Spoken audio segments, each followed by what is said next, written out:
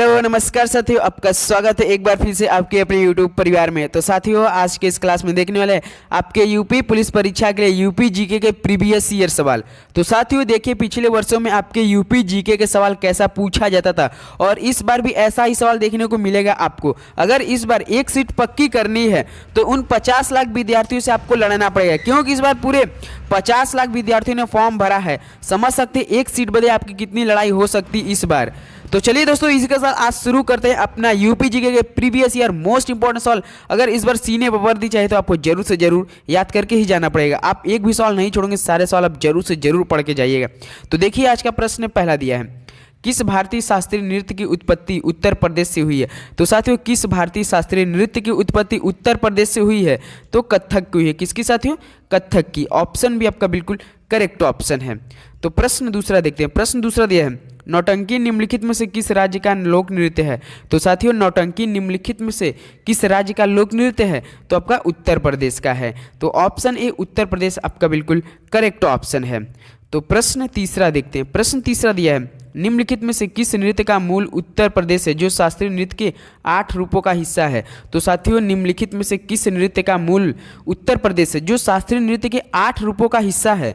तो आपका कथक है। तो ऑप्शन सी आपका बिल्कुल करेक्ट ऑप्शन है। तो साथियों, समय की बात करें तो आपका एग्जाम 18 फरवरी को है, आज 21 जनवरी है। तो समझ सकते हैं आपके पास एक भी महीना नहीं बचा है इस बार सीने पर वर्दी लेने के लिए। तो इस बार इतनी बड़ी वैकेंसी में पूरे 5 सालों से विद्यार्थी लगे हुए थे केवल यूपी पुलिस परीक्षा के लिए और सीने पर वर्दी लेने के लिए। तो समझ सकते हैं उन लोग अपने आप को कितना मजबूत बना चुके हैं और आपको भी उनसे आगे जाना होगा तो आपको तो पढ़ना ही पड़ेगा। देखिए, प्रश्न चौथा दिया है, उत्तर प्रदेश के बटेश्वर मेले की सबसे महत्वपूर्ण विशेषता है। तो साथियों, उत्तर प्रदेश के बटेश्वर मेले की सबसे महत्वपूर्ण विशेषता क्या है? तो पशुधन मेला है। क्या है साथियों? पशुधन मेला है। ऑप्शन भी आपका बिल्कुल करेक्ट ऑप्शन हो जाएगा। तो प्रश्न 5 देखते हैं। प्रश्न 5 दिया है, उत्तर प्रदेश एवं बिहार का बारिश के मौसम का एक लोकप्रिय मनोरंजन है। तो कौन सा उत्तर प्रदेश एवं बिहार का बारिश के मौसम का एक लोकप्रिय मनोरंजन है? तो झूला है। क्या है साथियों? झूला है। ऑप्शन ए आपका झूला बिल्कुल करेक्ट ऑप्शन हो जाएगा। तो प्रश्न नंबर 6 देखते हैं, रूमी दरवाजा उत्तर प्रदेश के किस शहर में स्थित है? तो साथियों, रूमी दरवाजा उत्तर प्रदेश के किस शहर में स्थित है? तो आपका लखनऊ में स्थित है। कहाँ है साथियों? लखनऊ में स्थित है। तो ऑप्शन है आपका बिल्कुल करेक्ट ऑप्शन हो जाएगा।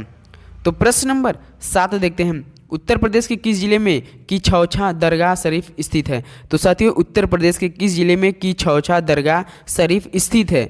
तो आपके अंबेडकर नगर में है। कहाँ है साथियों? अंबेडकर नगर में। ऑप्शन सी अंबेडकर नगर बिल्कुल करेक्ट ऑप्शन हो जाएगा। तो प्रश्न 8 देखते हैं। तो प्रश्न 8 दिया है, उत्तर प्रदेश राज्य में गढ़ मेला प्रतिवर्ष कहाँ आयोजित किया जाता है? तो साथियों, उत्तर प्रदेश राज्य में गढ़ मेला प्रतिवर्ष कहाँ आयोजित किया जाता है? तो आपके गढ़ मुक्तेश्वर में। कहाँ साथियों? गढ़ मुक्तेश्वर में किया जाता है। तो ऑप्शन सी आपका बिल्कुल करेक्ट ऑप्शन है। तो चलिए प्रश्न 9 देखते हैं। तो प्रश्न 9 दिया है, प्रसिद्ध बांके बिहारी मंदिर उत्तर प्रदेश के किस शहर में स्थित है? तो साथियों, प्रसिद्ध बांके बिहारी मंदिर उत्तर प्रदेश के किस शहर में स्थित है? तो आपका ये वृंदावन में स्थित है। कहाँ है साथियों? वृंदावन में है। ऑप्शन सी आपका बिल्कुल करेक्ट ऑप्शन हो जाएगा।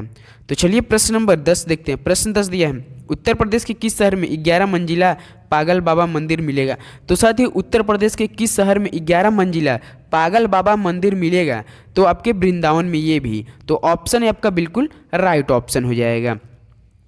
तो चलिए प्रश्न 11 देखते हैं, अति लोकप्रिय धार्मिक पत्रिका कल्याण प्रकाशित होती है। तो साथियों, अति लोकप्रिय धार्मिक पत्रिका कल्याण प्रकाशित होती है तो ये कहाँ से होती है? गोरखपुर से होती है। कहाँ साथियों? गोरखपुर से होती है। ऑप्शन सी आपका बिल्कुल राइट ऑप्शन हो जाएगा। तो प्रश्न 12 देखते हैं। तो प्रश्न 12 दिया है, इनमें से क्या उत्तर प्रदेश में नहीं है? तो साथियों बताइए, इनमें से क्या उत्तर प्रदेश में नहीं है? तो देखिए, सबसे पहले क्या है उत्तर प्रदेश में? तो देखिए, विश्वनाथ मंदिर है वाराणसी में, 80 घाट वाराणसी में, आगरा किला ये भी है। तो आपका क्या है? विक्टोरिया मेमोरियल नहीं है, जो कि इनमें से आपको उत्तर प्रदेश में नहीं देखने को मिलेगा, विक्टोरिया मेमोरियल। ऑप्शन डी आपका विक्टोरिया मेमोरियल बिल्कुल करेक्ट ऑप्शन हो जाएगा। तो प्रश्न 13 देखते हैं। तो प्रश्न 13 दिया है, राष्ट्रीय कवि मैथिली शरण गुप्त का जन्म उत्तर प्रदेश के किस शहर में हुआ था? तो साथियों, राष्ट्रीय कवि मैथिली शरण गुप्त का जन्म उत्तर प्रदेश के किस शहर में हुआ था?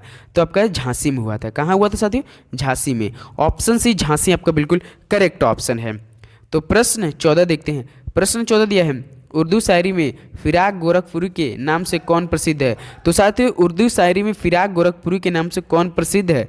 तो रघुपति सहाय हैं। कौन साथियों? रघुपति सहाय हैं। तो ऑप्शन सी आपका बिल्कुल राइट ऑप्शन हो जाएगा। तो प्रश्न 15 देखते हैं। अमीर खुसरो द्वारा रचित कविता छाप तिलक सब छीनी किस भाषा में? तो साथियों अमीर खुसरो द्वारा रचित कविता छाप तिलक सब छीनी किस भाषा में है? तो ये ब्रज भाषा में है। किस में है साथियों? ब्रज भाषा में है। ऑप्शन सी आपका ब्रज भाषा बिल्कुल करेक्ट ऑप्शन हो जाएगा। तो प्रश्न 16 देखते हैं। प्रश्न 16 दिया है, कवित्री महादेवी वर्मा का जन्म किस शहर में हुआ था? तो साथियों कवित्री महादेवी वर्मा का जन्म किस शहर में हुआ था? तो आपका फर्रुखाबाद में हुआ था। कहाँ साथियों? फर्रुखाबाद में हुआ था। ऑप्शन डी फर्रुखाबाद बिल्कुल करेक्ट ऑप्शन हो जाएगा। तो चलिए प्रश्न 17 देखते हैं। तो प्रश्न 17 दिया है, निम्नलिखित में से कौन सी जनजाति उत्तर प्रदेश और उत्तराखंड से संबंधित है? तो साथियों निम्नलिखित में से कौन सी जनजाति उत्तर प्रदेश और उत्तराखंड से संबंधित है? इतनार, थारू, भील, मुंडा। तो बताइए कौन सी जनजाति उत्तर प्रदेश और उत्तराखंड से संबंधित है? तो आपका जो थारू है ना, ये कहाँ संबंधित है? उत्तर प्रदेश और उत्तराखंड से। तो ऑप्शन भी थारू आपका बिल्कुल करेक्ट ऑप्शन है।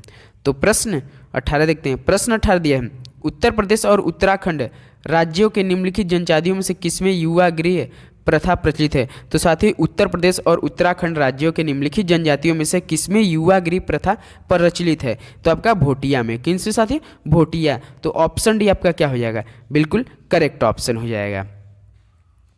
ये हो गया है। तो प्रश्न 19 देखते हैं। उत्तर प्रदेश के निम्नलिखित जिलों में से कहाँ अनुसूचित जनजातियों की जनसंख्या सर्वाधिक है? तो साथियों उत्तर प्रदेश के निम्नलिखित जिलों में से कहाँ अनुसूचित जनजातियों की संख्या सर्वाधिक है?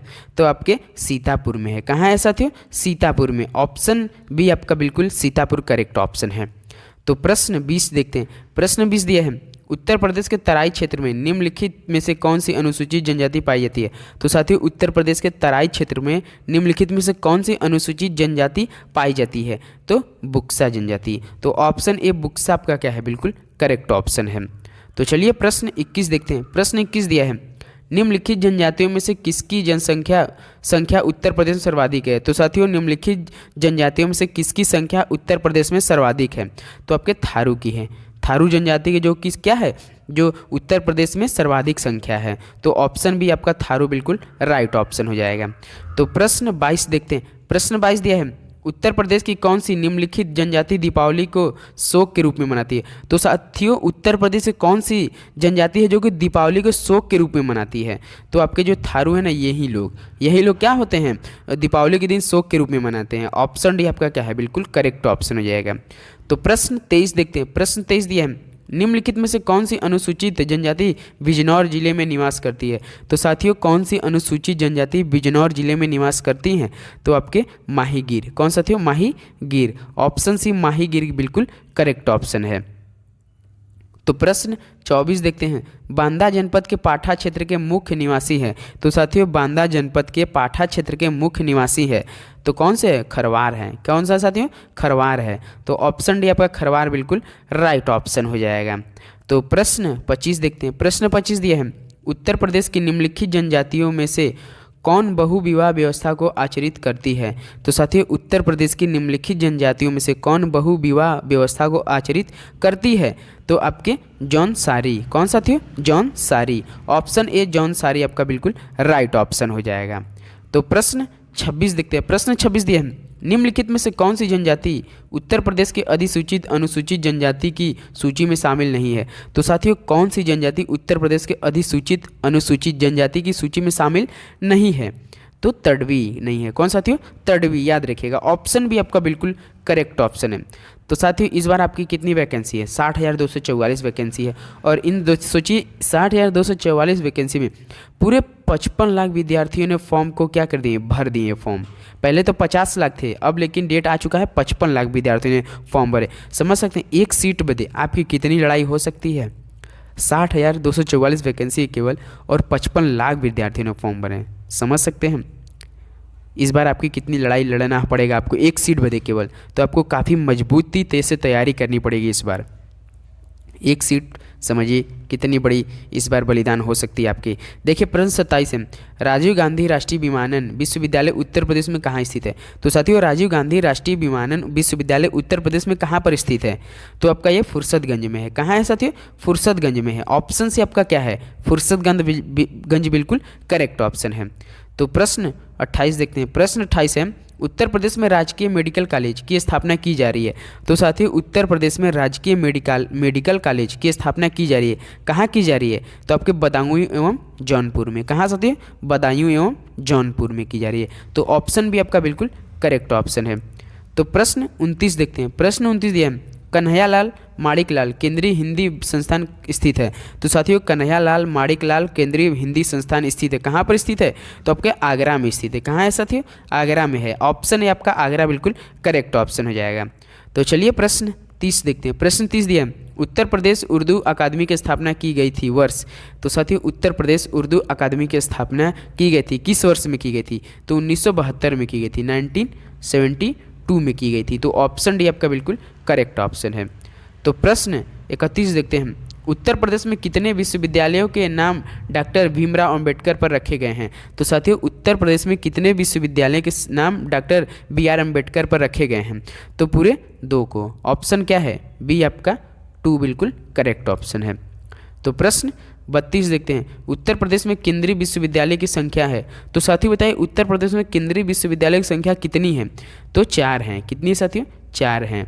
तो ऑप्शन सी आपका बिल्कुल करेक्ट ऑप्शन है। तो प्रश्न 33 देखते हैं, उत्तर प्रदेश में प्रथम विकलांग विश्वविद्यालय स्थापित किया गया है। तो साथियों उत्तर प्रदेश में प्रथम विकलांग विश्वविद्यालय स्थापित किया गया है। तो कहाँ पर किया गया है? तो आपका ये चित्रकूट में किया गया है। कहाँ साथियों? चित्रकूट में किया गया है। ऑप्शन सी आपका बिल्कुल करेक्ट ऑप्शन हो जाएगा। तो चलिए प्रश्न 34 देखते हैं, सरदार वल्लभ भाई पटेल कृषि विश्वविद्यालय अवस्थित है। तो साथियों सरदार वल्लभ भाई पटेल कृषि विश्वविद्यालय अवस्थित है। कहाँ पर अवस्थित है? ये मेरठ में है। कहाँ है साथियों? मेरठ में है। ऑप्शन भी मेरठ आपका बिल्कुल करेक्ट ऑप्शन हो जाएगा। तो प्रश्न 35 देखते हैं, भारतवर्ष में प्रथम कृषि विश्वविद्यालय की स्थापना की गई थी। तो साथियों भारतवर्ष में प्रथम कृषि विश्वविद्यालय की स्थापना कहाँ की गई थी? तो आपका ये पंतनगर में। कहाँ साथियों? पंतनगर में। ऑप्शन डी आपका बिल्कुल करेक्ट ऑप्शन है। तो चलिए प्रश्न 36 देखते हैं। प्रश्न 36 दिया है, उत्तर प्रदेश में कृषि विश्वविद्यालय की संख्या है। अब आपसे पूछा उत्तर प्रदेश में कृषि विश्वविद्यालय की संख्या कितनी है? तो पूरे 5 है। कितनी साथियों? 5 है। ऑप्शन डी आपका बिल्कुल करेक्ट ऑप्शन है। तो प्रश्न 37 देखते हैं। प्रश्न 37 दिया है, उत्तर प्रदेश में केंद्रीय कृषि विश्वविद्यालय की स्थापना हो रही है। तो साथियों उत्तर प्रदेश में केंद्रीय कृषि विश्वविद्यालय की स्थापना हो रही है। कहाँ पर हो रही है? तो झांसी में हो रही है। ऑप्शन भी आपका झांसी बिल्कुल करेक्ट ऑप्शन है। तो चलिए प्रश्न 38 देखते हैं। प्रश्न 38 दिया है, उत्तर प्रदेश में राज्य उच्च शिक्षा परिषद स्थापित की गई थी। तो साथियों उत्तर प्रदेश में राज्य उच्च शिक्षा परिषद स्थापित की गई थी। तो ये की गई थी 1995। कब साथियों? 1995 में की गई थी। तो ऑप्शन भी आपका बिल्कुल करेक्ट ऑप्शन हो जाएगा। तो प्रश्न 39 दिया है, गुरु गोविंद सिंह स्पोर्ट्स कॉलेज कहाँ अवस्थित है? तो साथियों गुरु गोविंद सिंह स्पोर्ट्स कॉलेज कहाँ अवस्थित है? तो आपके ये लखनऊ में अवस्थित है। कहाँ साथियों? लखनऊ में है। ऑप्शन से आपका बिल्कुल करेक्ट ऑप्शन हो जाएगा। तो चलिए प्रश्न 40 और साथियों इस क्लास का लास्ट सवाल होने वाला है। देखिए प्रश्न 40 दिया है, उत्तर प्रदेश में आलू का अनुसंधान केंद्र किस जिला में स्थित है? तो साथियों उत्तर प्रदेश में आलू का अनुसंधान केंद्र किस जिला में स्थित है? तो आपका मेरठ में है। तो ऑप्शन भी आपका बिल्कुल करेक्ट ऑप्शन है। तो दोस्तों इस क्लास में पूरे 40 सवाल हुए जो कि यूपी जीके के प्रीवियस ईयर के सवाल है। तो चैनल पर नहीं तो जरूर सब्सक्राइब कीजिए, क्योंकि आपके लिए हर एक दिन यूपी पुलिस परीक्षा के लिए प्रैक्टिस सेट प्रीवियस ईयर कराया जा रहा है।